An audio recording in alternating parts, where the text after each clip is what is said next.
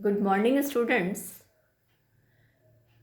Vitamin की series में आज हम फैट सॉल्युबल विटामिन, लास्ट मेरी क्लास में आपने विटामिन ए पढ़ा था और उसी सीरीज़ में हम विटामिन डी को मेरे इस यूट्यूब वीडियो क्लास में डिस्कस करने वाले हैं। फर्स्ट हम जाएंगे composition of vitamin D. Vitamin D anti रिकेट substance और स्टेरॉल्स के कंपाउंड से मिलकर बना है। यानी ये दो कंपाउंड है, anti रिकेट substance and sterol compound, और ये दोनों मिलकर विटामिन डी बनाते हैं। ये पूरा का पूरा फैट सॉल्युबल है। ह्यूमन बॉडी के लिए बहुत ज़्यादा यूजफुल है। यदि हम विटामिन डी की किसी भी कारण से बॉडी में कमी हो जाती है तो बोन रिलेटेड जो प्रॉब्लम्स हैं या अस्थि विकृति या अस्थि से संबंधित बीमारियां जो हैं वो बहुत ज़्यादा हो जाती हैं, और इसको अस्थि विकृति नामक यानी अस्थि विकृति नाशक विटामिन भी कहते हैं। अब हम क्लासिफिकेशन में जाएंगे। क्लासिफिकेशन विटामिन डी का दो तरह के विटामिन इनके पाए जाते हैं। एक विटामिन D2 एंड सेकंड है विटामिन D3। विटामिन D2 जो है ये मेनली प्लांट्स में पाया जाता है, और दो इसको आर्गेस्टेरॉल और प्रोविटामिन डी से मिलकर बना होता है। आर्गेस्टेरॉल जो है प्लांट्स में पाया जाता है, और आर्गेस्टेरॉल में जब अल्ट्रा जो वायलेट होती है, अल्ट्रा रेज वायलेट्स होती हैं, वो पड़ती हैं तो वो कैल्सीफेरोल बनाता है, और ये कैल्सीफेरोल मेनली फंगस और खमीर में पाया जाता है। सेकंड है विटामिन D3। विटामिन D3 जो है ये एनिमल्स में पाया जाता है। 7D हाइड्रो कोलेस्ट्रॉल इसको हम कहते हैं। ह्यूमन बीइंग में या एनिमल्स में ये स्किन के नीचे पाया जाता है, और इसमें भी जब सनलाइट पड़ती है या अल्ट्रा वायलेट रेज पड़ती है तो ये विटामिन डी में कन्वर्ट हो जाता है। Mainly D hydro cholesterol fish oil में पाया जाता है। ये हमारी टोटल ह्यूमन बॉडी के लिए बहुत यूजफुल जो है एक विटामिन है। जब हम कैरेक्टरिस्टिक्स को देखते हैं कि ये इसकी क्या विशेषताएं पाई जाती हैं, तो ये वाइट क्रिस्टलाइन और कोई भी इनकी जो है सुगंध नहीं होती है, यानी सफ़ेद रवेदार या क्रिस्टल जैसी संरचना के ये सब्सटेंस होते हैं। वसा व वसा घोलक ईथर बेंजीन एंड क्लोरोफॉर्म में ये जो विटामिन डी है ये घुल जाता है।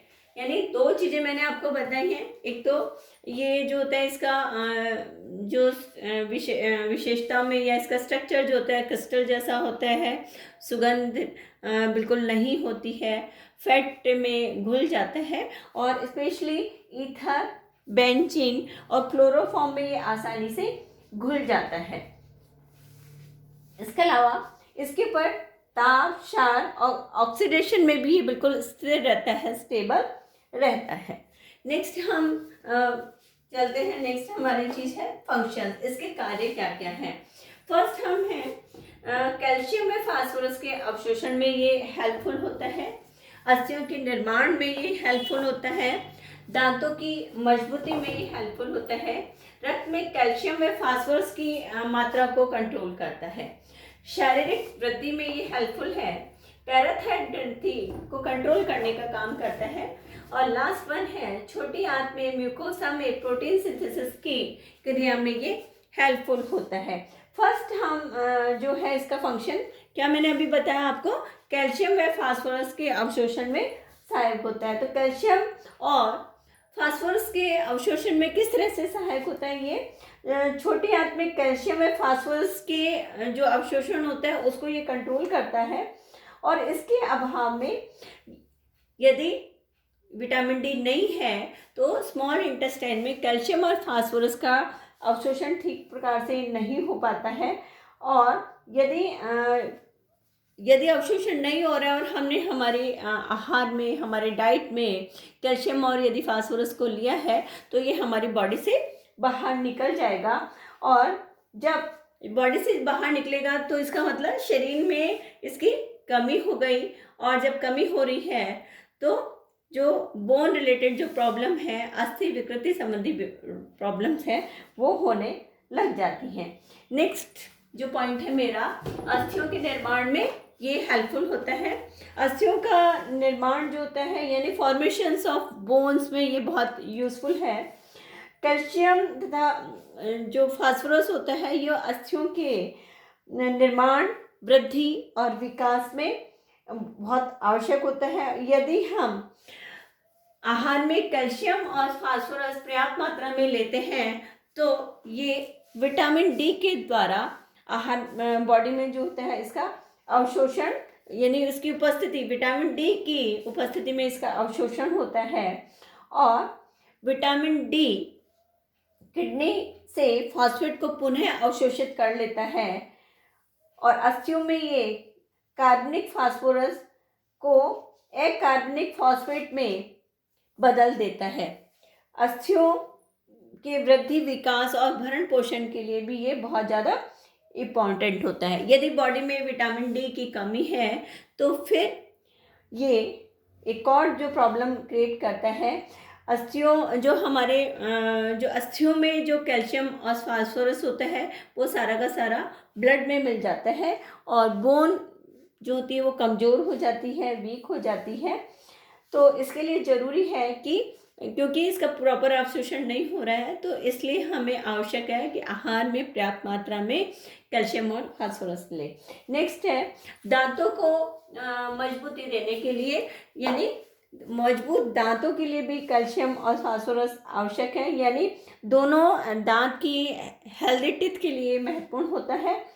यदि दांतों में विटामिन डी हमारी डाइट में नहीं है तो क्या होगा, दांतों का जो एनेमल है उसमें कैल्शियम फॉस्फेट का जमाव हो जाता है और यानी प्रॉपरली जो है वो और बॉडी से वो एक्सक्रीट होने लग जाता है। और कई बार जो जितना जमाव होना चाहिए उतना नहीं होगा, कम होगा और दांत हमारे कमज़ोर हो जाएंगे, बहुत जल्दी टूट जाएंगे। नेक्स्ट है रक्त में कैल्शियम व फास्फोरस की मात्रा को कंट्रोल करना, जो मैंने अभी आपको बताया।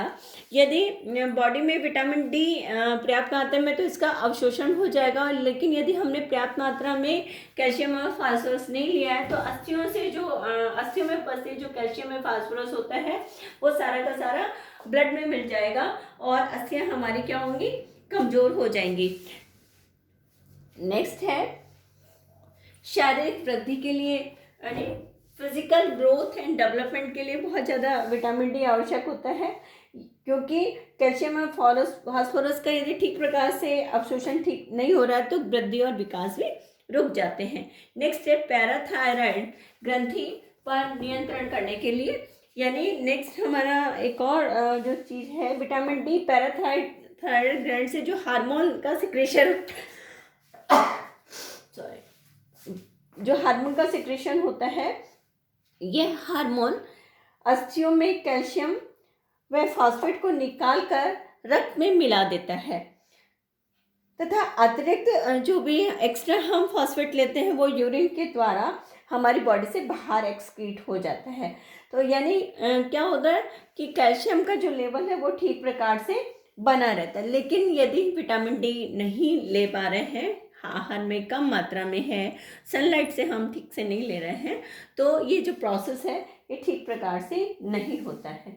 नेक्स्ट है छोटी आंत में म्यूकोसा में प्रोटीन सिंथेसिस की क्रिया में भी ये विटामिन डी हेल्पफुल होता है, यानी प्रोटीन का जो स्मॉल इंटेस्टाइन में प्रोटीन का जो संश्लेषण होता है वो सारा का सारा विटामिन डी की उपस्थिति में होता है। यदि विटामिन डी आहार में कम है तो ये भी एक प्रॉब्लम हो जाती है।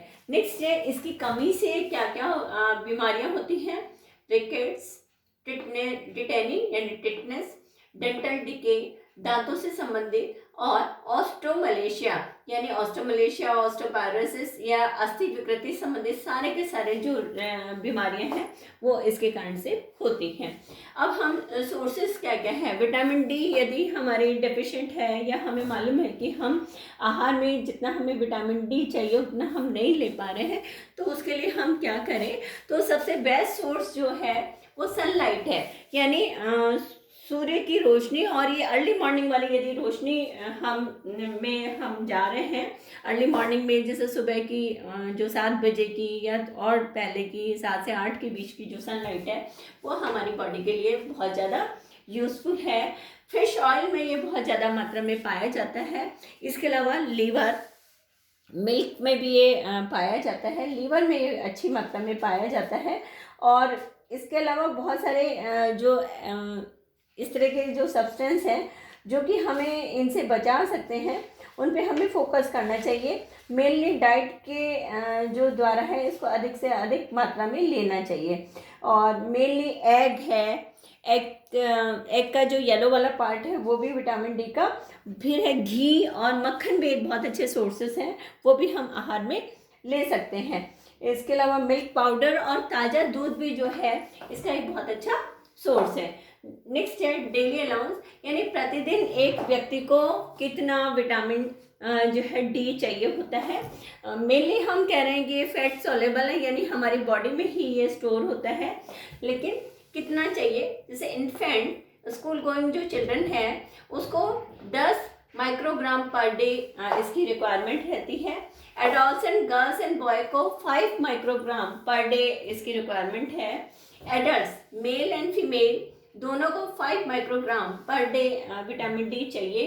प्रेग्नेंट वुमेन को 10 माइक्रोग्राम और लैक्टेटिंग मदर को या लैक्टेटिंग वुमेन को 10 microgram per day vitamin D की रिक्वायरमेंट होती है। यदि हमारी जो रिक्वायरमेंट है और यदि उस रेशो में हम हमारे जो है विटामिन डी नहीं लेते हैं, तो जैसे जैसे एज बढ़ती है उस तरह वैसे वैसे इस अस्थि विकृति, टिटैनी, डेंटल डिके और ऑस्टियोमलेशिया, ऑस्टियोपारोसिस या अस्थि विकृति जैसी जो बीमारियां हैं वो बढ़ जाती हैं और उसका प्रभाव होल लाइफ जो है वो बॉडी पे पड़ता है। जैसे ऑस्टियोपारोसिस या इसमें जो है हड्डियाँ टूटने की, और ये मेनली जो ऑस्टियोमलेशिया, ऑस्टियोपारोसिस जो है ये तो मेंस्ट्रुअल जो एक मेनोपॉजल स्टेज के बाद में फीमेल्स में होता है और मेल्स में भी ये प्रॉब्लम होती है। मेल्स में ये इसमें एंड्रोजन हार्मोन की कमी के कारण से ये वाली प्रॉब्लम हो जाती है। और इसमें जैसे ऐंठन आना, बॉडी में पीड़ा होना और घूमने फिरने में दर्द होना, जरा से चोट लगने पे कई बार हड्डी टूट जाना, इस तरह की जो है प्रॉब्लम्स होने लगती हैं।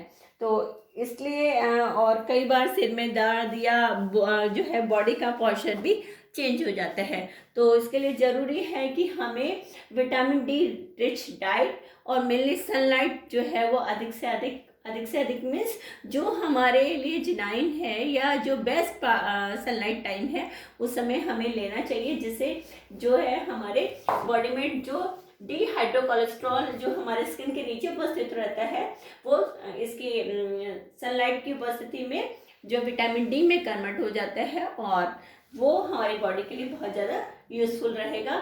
इसलिए हमें इस पर बहुत ज़्यादा फोकस करना चाहिए। Thank you students. Next class में कल फिर मिलते हैं। यदि आपकी किसी भी तरह की कोई भी क्वेरी है, किसी तरह की कोई शंका है, कोई प्रश्न है, तो आप मेरे व्हाट्सएप ग्रुप पे आराम से पूछ सकते हैं। इसको डिटेल में थोड़ा सा और आप पढ़ के अपने नोट्स बनाइए और आपके एक अच्छे फ्यूचर के लिए बहुत महत्वपूर्ण रहेगा। Thank you.